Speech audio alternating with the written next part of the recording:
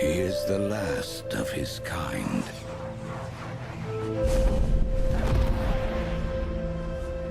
All that remains of a once powerful nation.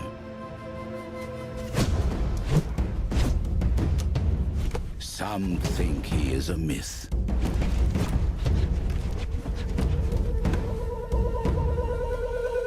Some believe he is the chosen one, who will bring balance to a world at war. And some will stop at nothing to destroy him.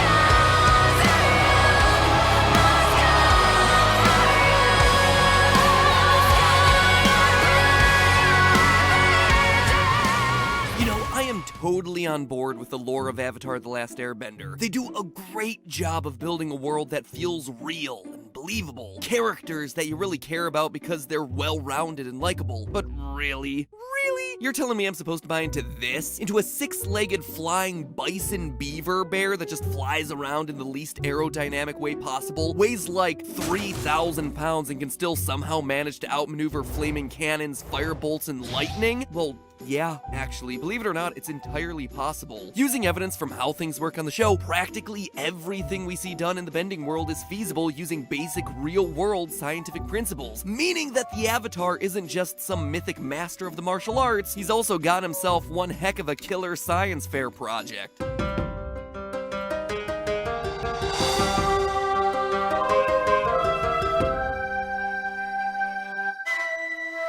Hello, Internet! Welcome to Film Theory, the show that proves there's no age limit on a Saturday morning cartoon addiction. So, first off, can I talk a little bit more about Appa from the cold open? Sure, everyone's favorite sky bison might seem like one of the most unrealistic elements of Avatar: The Last Airbender, but his powers of flight are indeed possible. And I prove it in a series I did in partnership with Nickelodeon. Yeah, the Nickelodeon. You know, the people who produced the show in the first place. The show's called Factor Niction, and it's basically film theory with a bit more science, some live-action experiments going on, and a focus on classic Nick shows like Hey Arnold, Avatar, Rugrats, and Drake and Josh. You remember about a month ago when I did the Goo Lagoon episode of SpongeBob and I gave you a preview of what the show was going to be about, and you all pinky swore to me that even though I was spoiling some of its secrets that you'd still go and watch the episodes when I told you so that Nickelodeon would be really impressed with me and all of us theorists and how passionate we are as a community? Well, now is when I need you the most. Now is when I need you to go, click the top line of the description, and binge watch the first 3 episodes of Factor Niction. One on SpongeBob, one on Hey Arnold, and one on Avatar and airbending and the realities of Appa's flight. It's available on Facebook right now, but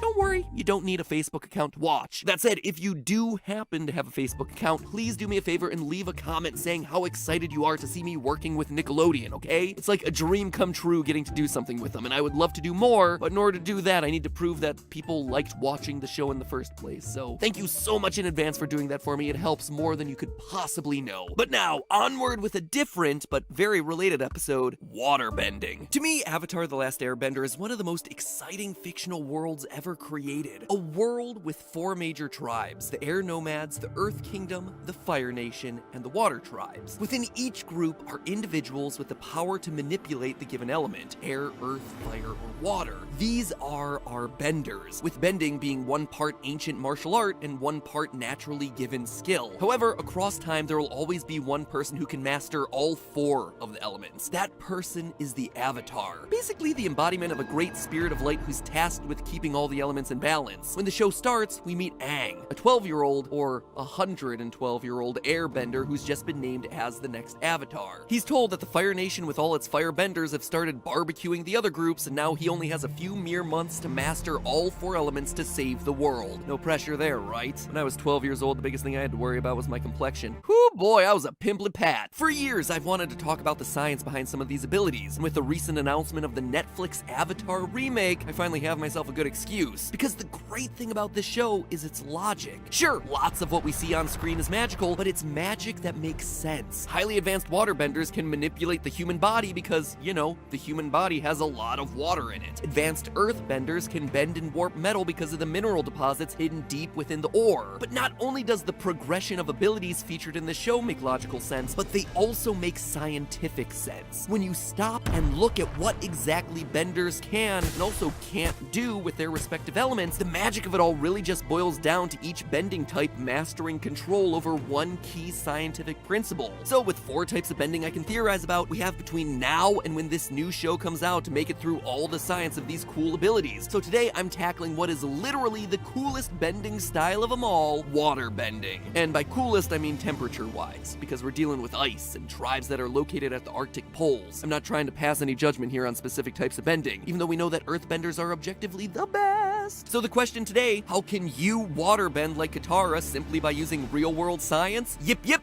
let's get started. Now first, as we get started on this epic multi-episode journey, let me lampshade a little bit. Obviously, I'm not claiming that the powers we see in Avatar: The Last Airbender are real, or can be directly replicated via science. The show clearly conveys bending as an art form, not a science, and elemental manipulation is done through mastery of the different martial arts. So in that way, I'm not trying to explain away anyone's powers. I instead want to look at the reality of making water behave like it does on the show based on the rules that we see on the show, and then talk about the science that would theoretically make it happen. What forces could make water move around like that, or change to ice, or generate a spontaneous tidal wave? You could say this is all just a theory, but why would you? It's a silly catchphrase. To its credit, the show provides a lot of information about elemental bending, and water gets some of the most solid evidence. For instance, the show establishes early on that celestial forces have a huge impact on bending ability, especially when it comes to water and firebenders. We learn early in the series that firebenders have been able to overpower all the other nations because they siphoned power off of Sozin's Comet, a fiery comet that passed by Earth and bestowed its flaming energy to the Fire Nation. Our hero Aang is forced to train as quickly as possible to acquire his avatar abilities because Sozin's Comet is on its return trip, giving the Fire Nation so much power that not even the Avatar will be able to stop them. Similarly, for the Water Tribe, we learned that their powers are strongest during a full moon. The waterbenders draw their power from the moon, and it is nearly full tonight. With Katara specifically noting that waterbender powers are strongest at night. I've always noticed my water bending is stronger at night. We also learn that eclipses have the opposite effect on benders. Firebenders and waterbenders both completely lose their abilities when the sun or moon are respectively eclipsed. Just this information alone gives us key intel about the underlying science behind bending. For firebenders, it would seem like solar radiation is playing a key role in their powers, since they lose those powers when it's blocked. But again, that's a theory for another day. For waterbenders, a lunar eclipse is gonna block their powers entirely. Now, the moon doesn't emit any sort of solar radiation per se, but it does exert another major force on Earth: gravity. Gravity from the moon is, in fact, what makes all water on Earth bend in the first place, in the form of ocean tides and currents, all caused by water sloshing around on the face of the Earth. It's pulled, literally bent outward by the gravity of the moon on one side, and then sloshes back on the far side of the Earth, effectively creating these bulges on either side of the world where the high tides are, while the water in the middle is being sucked out, creating low tides. And the show absolutely knows that this connection exists, and it does a really good job of reflecting it as a basic property of waterbending. From the earliest episodes, Aang and Katara practice push and pull bending, creating tides. It's literally the first waterbending move that Aang learns, mimicking the moon's tides to create waves. And they use this basic skill a lot, to wash people out to sea or unbeach boats that they need to commandeer, all starting with the fundamental idea that tides are controlled by the gravity of the moon. So that's cool and all, but I hear you asking, what about this? Or this? Or this? Well, as good of a start as gravity is, we know that things are going to start to get a bit more complicated as we dip our toes into advanced water bending. From the water whip, the water shield, ice bullet, and good old puddle to the face. This level of precision makes our gravity explanation feel a bit laughable. I laugh at gravity all the time.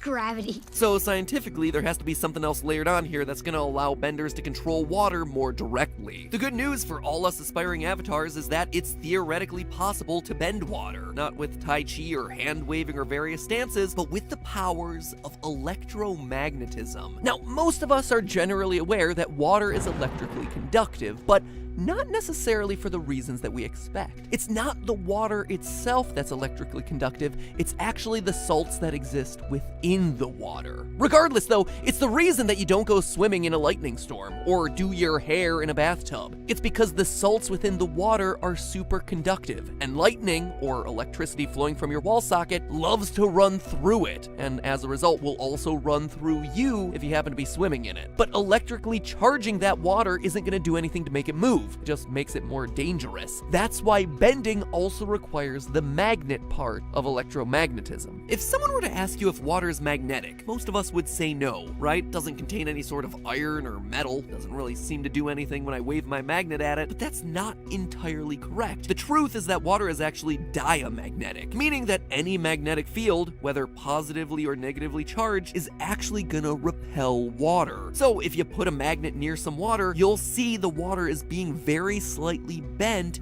by the magnet, pushed away from the magnetic field. Now, in this experiment, we have two syringes that are filled with equal amounts of water set to a string that'll allow them to freely rotate, right?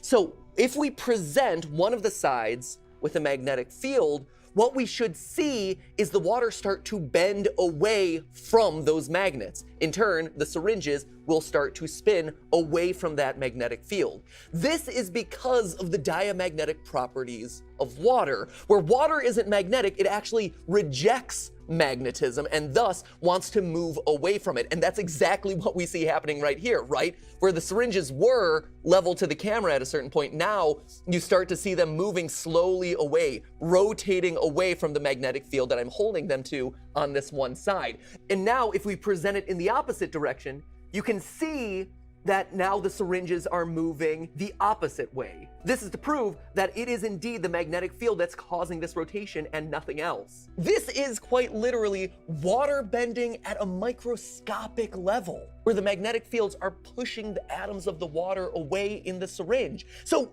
theoretically speaking, a water bender could do the exact same thing. By creating electromagnetic fields that are strong enough, they can actually push the water away from themselves, creating all the really cool, awesome moves that they see them do in the show.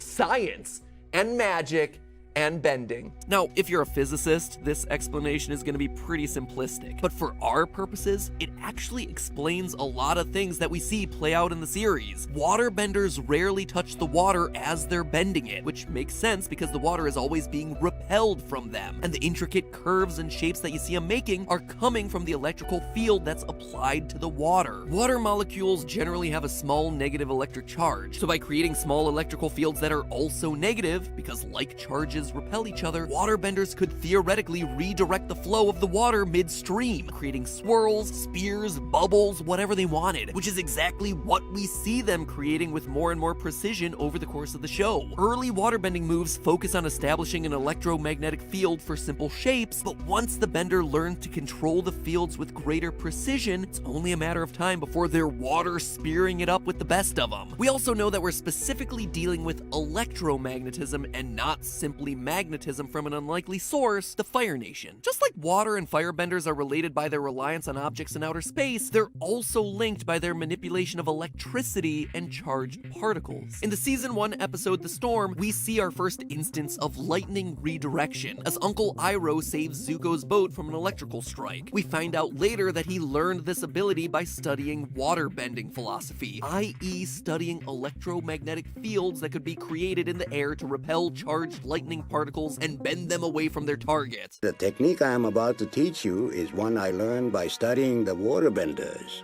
I mean, he says it's kind of like a Tai Chi-esque philosophy, but we all know the truth. We go on to see lots of other firebenders use this technique to either redirect or create lightning from their hands, but it's all based on the principle of generating an electrical current and directing it through the air. In theory, in film theory, this same principle actually explains some of the wackier and more macabre aspects of waterbending too, including vine bending, which we see in the Foggy Swamp Tribe, human bending, and water purification. Plants and people are made of a huge amount of water, all of which can be manipulated using electromagnetic fields. Create a strong enough field and you can bend a vine by bending all the water inside of it. By the same token, you can bend a person if all the water in their organs and bloodstream are being pulled in one direction. We see a select few waterbenders even cause people to lose consciousness using water bending, presumably by preventing water, what's carrying all the blood, from getting to the brain. When it comes to other obscure waterbending techniques like purifying water, we know that although water is polar, a lot of its contaminants aren't. Oils and dirts are all made of carbon, meaning they won't do much of anything in an electromagnetic field. So waterbenders are able to pull the water away from the impurities, depolluting it and making it drinkable. So electromagnetic manipulation explains a lot of waterbending techniques, but it still leaves us with one big missing piece that I can't just make melt away: phase shifts. The most advanced waterbending techniques involve significant phase shifting between water's states of matter, particularly liquid and solid, ice to water and vice versa. The ice sled, the ice ramp, daggers, drills, even mist stepping, which involves stepping on tiny little ice rods. They are all valid techniques of waterbenders not purely explained by electromagnetic fields. Or are they? The techniques that we've covered involve manipulating the motion of large groups of water molecules, puddles, lakes, ocean waves. But what if we wanted to manipulate motion on a smaller scale? In chemistry and physics, you learn about thermodynamics, and you find out that on the molecular scale, the idea of temperature is really a measure of motion. Molecules are moving fast? Well, we perceive that as hot. That bowl of soup you got there is no different chemically whether it's hot or cold. It's just that the molecules in your hot soup are moving a lot, and in your cold soup, they're just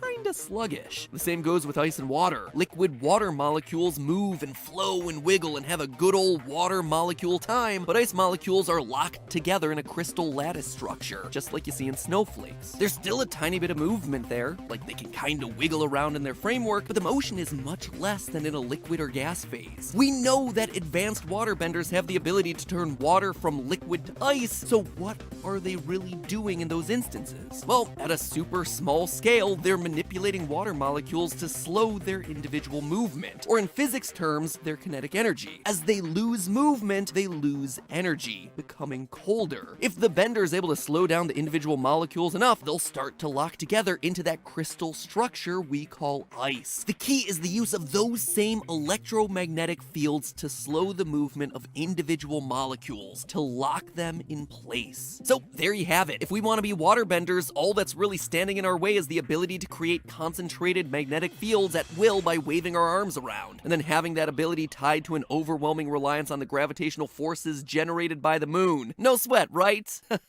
Maybe one of the other bending abilities will be a little easier for us to master. I mean, even Avatar Roku said that water bending was especially challenging for him. Waterbending was especially challenging for me. But hey, that's just a theory. A film theory. And...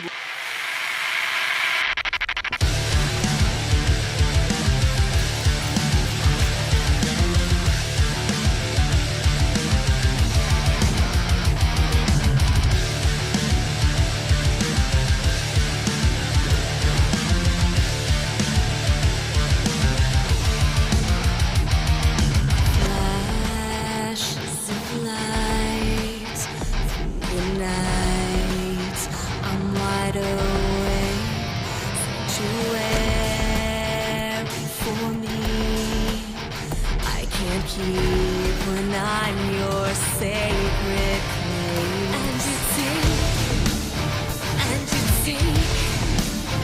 And you take, and it's never enough till I break with mistakes.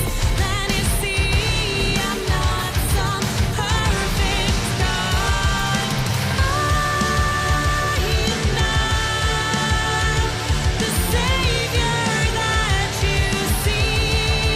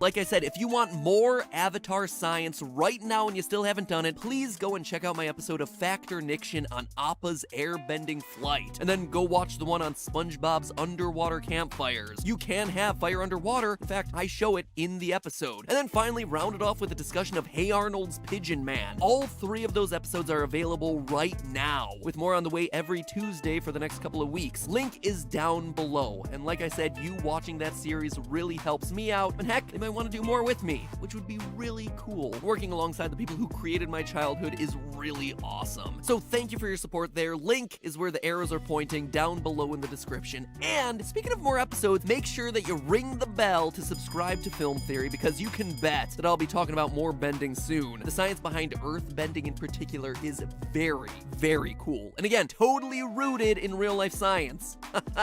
Get it? Rooted? So if you want to see that episode, make sure you hit that subscribe button and let me know down in the comments that you are here for the Avatar-ness. Now, if you'll excuse me, October is starting to get close. I gotta start stockpiling some spooky over here.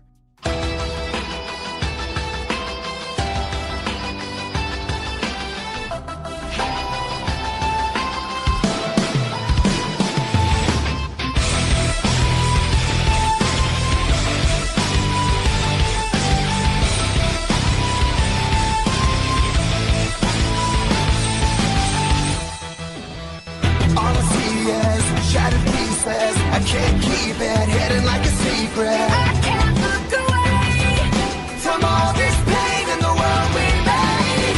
Every day you need a bulletproof vest to save yourself from what you could never guess. Am I safe today? When I step outside of the wars we wage, our future's here and now. Here comes the countdown. Sounding off this distant call. It's our time to change it all. Rising revolution. Unite and fight to make a better life. Everybody, one for all. Sound on, this is the call. Tonight we rise, rise. Tonight we rise, rise. Tonight